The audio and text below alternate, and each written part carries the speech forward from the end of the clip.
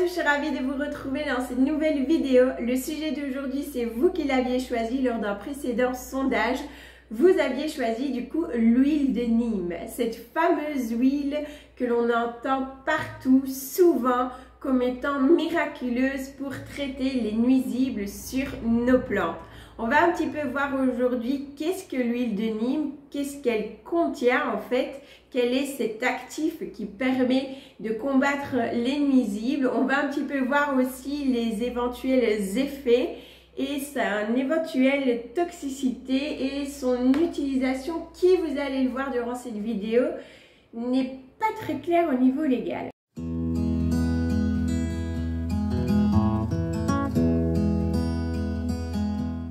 L'huile de Nîmes est extraite des noyaux du margousier, de son nom latin Azadirachta indica, difficile à dire celui-là. Donc c'est un arbre de la famille des Meliaceae, originaire d'Inde et d'Afrique. Cette huile a des propriétés fongicides avérées, donc elle va pouvoir traiter certains champignons, comme par exemple l'oïdium, les taches noires ou encore la rouille. Elle a également prouvé scientifiquement son efficacité sur le traitement des insectes. Je ne vais pas utiliser le terme nuisible, vous allez comprendre pourquoi juste après. On va parler plutôt d'insectes, même environ 400 espèces, dont notamment ceux que l'on connaît tous, les fameuses cochenilles, les pucerons, les acarias et les thrips.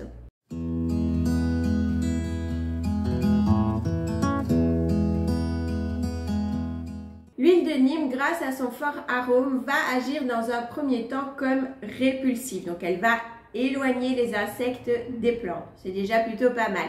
Mais elle va aussi agir d'une autre façon puisqu'elle contient divers composants assez puissants, dont le fameux azadirachtin. Ce composant du coup qui aura été ingéré va empêcher au fait l'évolution des insectes, va provoquer des malformations, va aussi empêcher les insectes de se nourrir, va empêcher les larves de passer au prochain stade ou au stade adulte, ce qui fait que la colonie va s'éteindre petit à petit.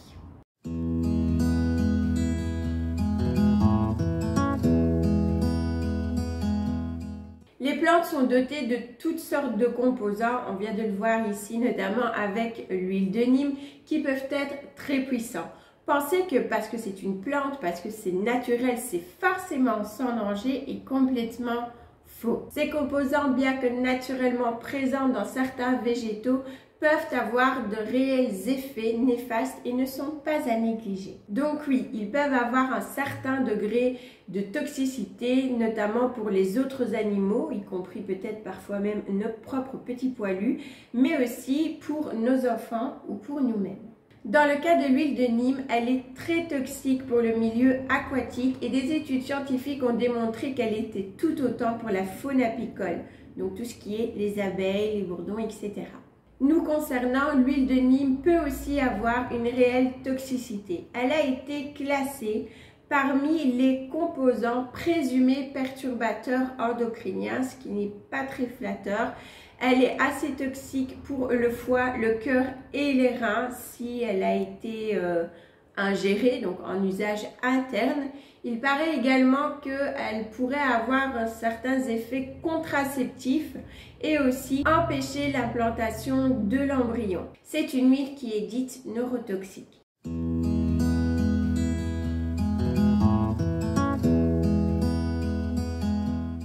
Les recherches que j'ai pu faire à ce sujet ne sont pas très claires, j'ai envie de dire, comme d'habitude en ce qui concerne un petit peu les décrets, les lois, etc.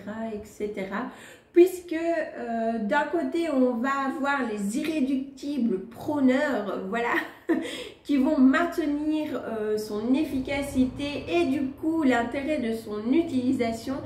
Et de l'autre, on va avoir justement les personnes qui vont plutôt mettre en avant sa toxicité. Du coup, ça fait un petit peu un bordel général, pardonnez-moi l'expression.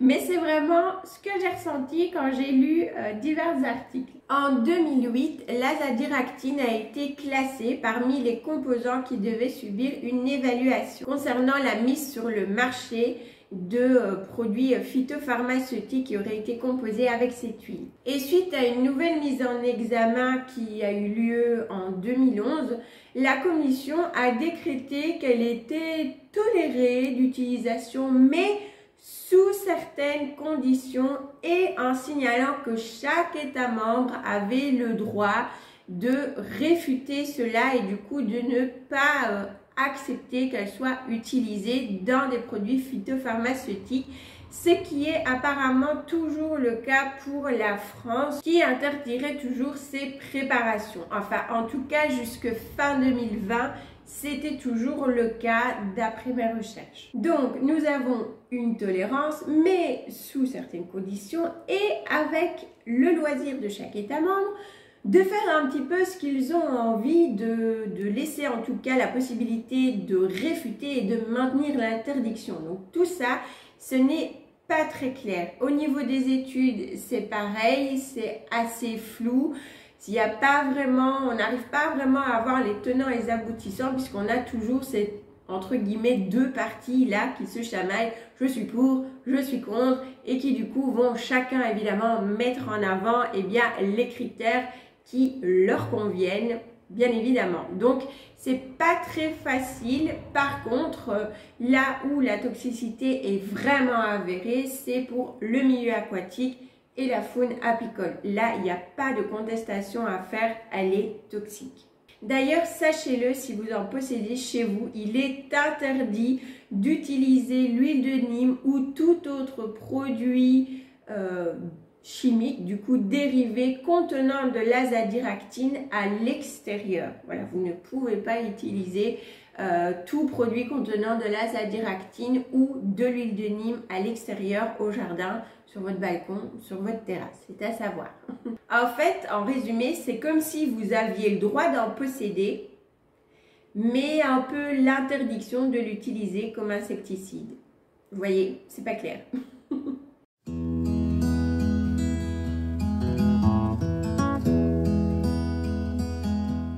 Cette huile a donc bel et bien des propriétés fongicides et insecticides avérées scientifiquement. Voilà, c'est prouvé. Il est donc peut-être parfois un peu facile de succomber à son utilisation.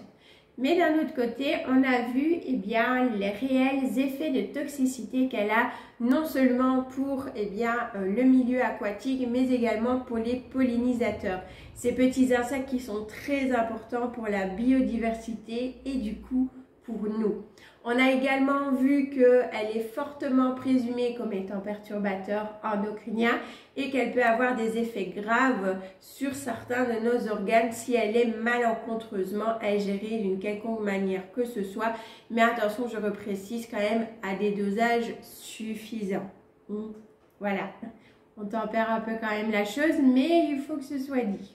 Alors, en sachant tout ça, ne serait-ce pas judicieux de se poser un petit peu 2 minutes et de se poser simplement la question, est-ce que j'ai vraiment impérativement besoin d'utiliser cette huile ou ne puis-je pas trouver d'autres alternatives?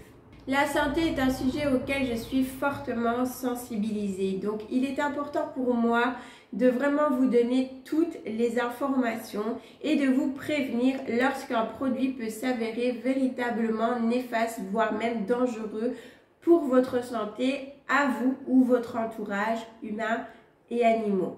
Ensuite, une fois que vous avez toutes les informations en votre possession, le choix vous appartient. Encore une fois, je ne suis absolument pas là pour dicter quoi que ce soit ou juger quoi que ce soit.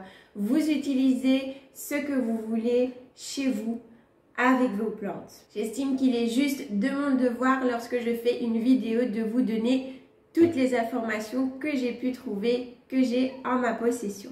Je vous laisse du coup sur cette dernière parole. Je serai ravie d'en discuter avec vous en commentaire. J'espère que cette vidéo vous aura plu. Si c'est le cas, n'hésitez pas à la liker, à vous abonner également si ce n'est pas encore déjà fait et que le contenu et le cœur vous en dit comme d'habitude. Je vous fais plein de bisous green et on se retrouve la semaine prochaine pour de nouvelles vidéos. Ciao, ciao!